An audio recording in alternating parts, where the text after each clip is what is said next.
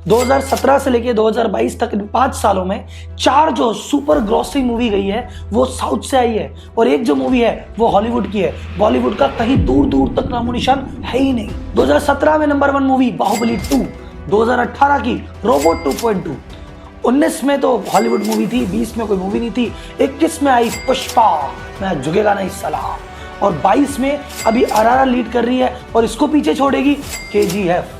वक्त की खास बात है हुजूर, कैसा भी हो बदलता जरूर है। इंडियन सिनेमा में एक ही दौर था, बॉलीवुड बॉलीवुड बॉलीवुड। नेशनल अवार्ड किसको मिल रहा है? बॉलीवुड के स्टार को। इंटरनेशनल लेवल पे ख्याति किसकी है? बॉलीवुड के स्टार की। बेचारे साउथ वालों को या रीजनल सिनेमा को कोई देखता भी नहीं था, बल्कि इन साउथ की मूवियों का मजाक उड़ाया जाता था कि अरे बताओ कैसा एक्शन है, ये कोई एक्शन होता है? एक्शन भी तो इनकी कॉमेडी लगता है साहब। बल्कि उस समय 90s के आसपास बॉलीवुड का रीमेक साउथ वाले बनाया करते थे और ना इनके पास बजट होता था, ना कोई बढ़िया टेक्निक, और ये जैसे तैसे अपना काम चला रहे थे। लेकिन वक्त हमेशा एक जैसा नहीं रहता है। तो आखिर बॉलीवुड से ऐसी क्या गलती हो गई? कौन सी वो गलतियां थी जिसकी वजह से बॉलीवुड एकदम आसमान से गुजर के जमीन पे आ गिरा है और अब पाताल में घुसने को तैयार बैठा है और साउथ इंडस्ट्री जीरो से हीरो की तरफ आगे बढ़ती जा रही है? आइए देखते हैं इस डिटेल की स्टडी में।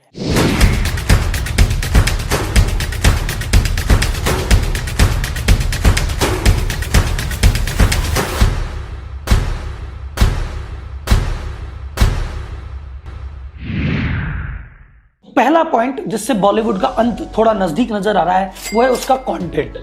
बॉलीवुड पूरा उतर गया है कि भैया हम तो इंडियन को मानते ही नहीं खुद को इंडियन, हम तो एकदम वेस्टर्नाइजेशन करके छोड़ेंगे।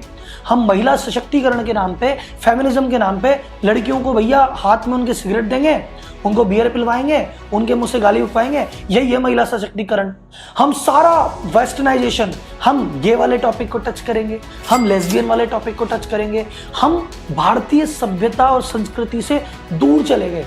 और वही बात करें साउथ की, तो उनका जो कंटेंट है वो एकदम रीजनल कंटेंट, संस्कृति से जुड़ा हुआ है, समाज से जुड़ा हुआ है। वो लोकल इश्यूज उठाते हैं, उनकी वो खेतों में जाके बात कर रहे हैं और ग्राउंड की जो बातें हैं ना वो बात की जा रही है। वो बेरोजगारी का मुद्दा उठाते हैं, वो उठाते हैं, सिस्टम के खिलाफ एक जंग लड़ते हैं, शासन के खिलाफ एक जंग लड़ते हैं और एक चीज दिखाते हैं, रियल बदलाव जो समाज में आ सकता है। सेकंड जो चीज है जिससे शायद बॉलीवुड को बहुत बड़ा डैमेज पहुंचा है वो है नेपोटिज्म।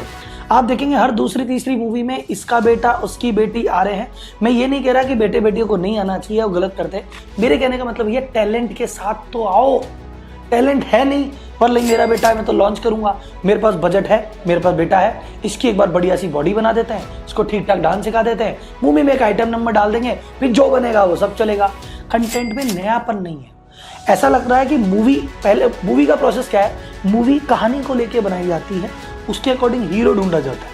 यहाँ हीरो तो पहले से तैयार है, इसकी पर्सनैलिटी को चमकाने के लिए कोई कहानी ढूंढो और वो लगाओ, कॉपी करके छाप दो। और इसी नेपोटिज्म के चक्कर में कई ऐसे नए टैलेंट, जैसे अभी हम नाम सुनते हैं सुशांत सिंह राजपूत का, जिनकी मृत्यु से मतलब सब फैंस को गहरा सदमा था। वो बहुत बढ़िया टैलेंट था और उनको जितनी प्रतिभा थी उतना मौका मिला ही नहीं। अब दूसरी तरफ अगर साउथ में देखेंगे, मैं ये नहीं कह रहा वहाँ नेपोटिज्म नहीं है, वहाँ बेटे नहीं है, वहाँ है और वो अपने दम पे है। चिरंजीवी के बेटे हैं रामचरण, बट उनको इसलिए नहीं कहते कि रामचरण चिरंजीवी का बेटा है। उन रामचरण की अपनी एक शख्सियत है, अपनी एक एक्टिंग है, अपनी कला है। वो अपनी कला के बिल पे फैंस के दिल पे राज कर रहे हैं। जूनियर NTR के साथ भी यही है। रजनीकांत के दामाद है धनुष, लेकिन उनको वो धनुष दामाद के चक्कर में नहीं, उनकी एक्टिंग के चक्कर में धनुष को याद किया जाता है। बिजनेस लेसन या लाइफ लेसन जो हम यहाँ से सीख सकते हैं वो है कि आप चाहे कितने भी टॉप पे हो, अब हमेशा टॉप पे नहीं रहने वाले। बॉलीवुड ने सोचा हम टॉप पे, हम जो बनाते, हम जो कुछ भी बनाए जनता तो देखेगी। जनता आपको आज तक इसलिए देख रही थी, उनके पास ऑप्शन नहीं था। अब साउथ ने कहा भैया सबटाइटल का बैरियर छोड़ो, हमने ऑप्शन दे दिया और जब जनता को बेटर ऑप्शन मिल गया, अब कोई नहीं देख रहा बॉलीवुड। वक्त के अनुसार खुद को बदलना सीखो, देखो आपकी जनता क्या चाह रही है, उस जनता के अकॉर्डिंग प्रोडक्ट बनाओ। ऐसे नहीं जनता तो बेवकूफ है कुछ भी दे दो। तीसरा पॉइंट है हमारे स्टार्स का बिहेवियर। बॉलीवुड के स्टार्स कहते हैं कि भैया इनका नाम बॉलीवुड के स्टार्स का क्या आता है कि अच्छा भैया वो वानखेड़े में लड़ाई हो गई थी, अच्छा भैया वो ड्रग्स करते हुए पाए गए, वो उस पार्टी में थे साहब, उन्होंने उधर गाड़ी चढ़ा दी साहब, उनका चर्चा ही है, इस सेलिब्रिटी के चाटा मार दिया, वहाँ पे गुस्सा हो गए, वहाँ नाराज हो गए, वहाँ सोशल मीडिया में ये कर दिया। ये सारी चीज़ें लेट आते हैं साहब, टेंट्रम दिखा रहे हैं साहब, बिना बात छुट्टी ले ली, ये सारी जो चीज़ें थी ये इनके नखरे थे। और अगर आप साउथ की बात करेंगे, आपने साउथ के एक्टर्स के बारे में कोई कंट्रोवर्सी सुनी? नहीं, एकदम मीडिया के साथ बहुत अच्छा बिहेवियर है, टीम के साथ बहुत अच्छा बिहेवियर है। कितने ही बड़े सुपरस्टार, रजनीकांत भी सुपरस्टार है, टाइम से पहुंचते हैं, शूटिंग करते हैं। एक्टर्स, डायरेक्टर्स, प्रोड्यूसर के साथ एक अच्छा व्यवहार देखने को मिलता है और इसीलिए वो एक परिवार के जैसे रहते हैं। और जहाँ परिवार है और प्रोफेशनल है, जीतेगा तो परिवार है। चौथा जो डिफरेंस वो आता है कि फिल्म की कहानी पर फोकस। आप देखिए बॉलीवुड का फोकस क्या है। बॉलीवुड की न्यूज क्या आती है कि सर जी एक मूवी आ रही है, इसमें अक्षय कुमार जी 100 करोड़ की फीस लेंगे साहब। ये वाली मूवी आ रही है, इसका 250 करोड़ का बजट है। अरे 250 करोड़ का बजट है, 100 करोड़ तो स्टार फीस ले जाएगा, 100 करोड़ तो मार्केटिंग में खर्च कर दोगे।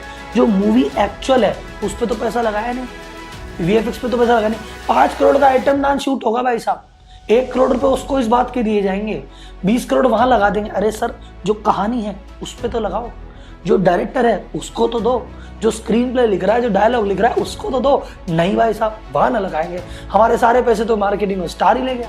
अब अगर बात करते हैं साउथ की, साउथ में ऐसा नहीं कि भैया मार्केटिंग नहीं करती, वहां भी मार्केटिंग है, वहां भी स्टार की फीस ठीक है, लेकिन कहानी पे ध्यान दिया जाता है, वीएफएक्स पे ध्यान दिया जाता है, सीजीआई पे ध्यान दिया जाता है, बारीकियों पे ध्यान दिया जाता है।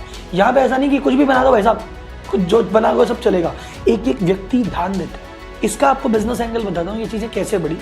जब ये इंडिया की मूवीज बाहर जाके चाइना में रिलीज हुई और सब टाइटल चेंज हुआ, बाहुबली ने ये ट्रेंड सेट किया। चाइना में जब मूवी रिलीज की, चाइना के दर्शकों ने भी पसंद की कि भैया मजा आ गया। तो साउथ वालों को ये समझ में आ गया कि भैया देखो अपनी पैसे, अपनी मूवी चेन्नई में रिलीज कर रहे हैं, चेन्नई से नहीं कमाएगी ना तो दिल्ली मुंबई से कमा लेगी, और वहां नहीं कमाएगी ना तो अमेरिका और चाइना से कमा लेगी। तो एक इनका जो बजट का जो था ना वो खुल गया कि ऐसा नहीं कि यार 50 करोड़ में बनानी है, बोले ढंग की मूवी अगर 250 करोड़ भी बनती है बनाओ, हम इंडिया से नहीं तो इंडिया के बाहर से कहीं से भी कॉस्टिंग तो निकाल ही लाएंगे। तो ऐसे ही कॉन्फिडेंस खुला। तो जो पैरासाइट मूवी आई थी जिसमें ऑस्कर विनिंग मूवी थी, उसके डायरेक्टर ने कहा था कि अगर हम सबटाइटल का बैरियर पार कर दें तो बहुत बढ़िया मूवी हमको देखने को मिलेगी। बॉलीवुड को मैं बुरा नहीं कह रहा हूँ कि बॉलीवुड खराब है, बॉलीवुड ने हमको कई मास्टरपीस दिए, कई बचपन की यादें दी है, हम भी छोटे से बड़े बॉलीवुड देखते हुए हैं और बहुत सारी चीजें सीखी है, बहुत सारी चीजें जानी है, बहुत कुछ एंजॉय किया है।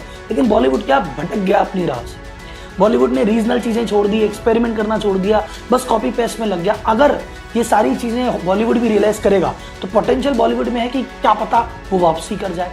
तो ये थे मेरे विचार। तो आप मुझे बताइए नीचे कमेंट करके कि क्या आप मेरे विचारों से सहमत हैं, और इस चीज को ज्यादा से ज्यादा अपने दोस्तों के साथ ग्रुप में, फैमिली ग्रुप में शेयर कीजिए और मुझे कमेंट बॉक्स करके बताइए आपका फेवरेट सुपरस्टार कौन है। क्या वो बॉलीवुड से है, क्या वो साउथ सिनेमा से है? मैं कमेंट का वेट कर रहा हूं। और अगली वीडियो किस टॉपिक पे बनानी है प्लीज ये भी बता दो।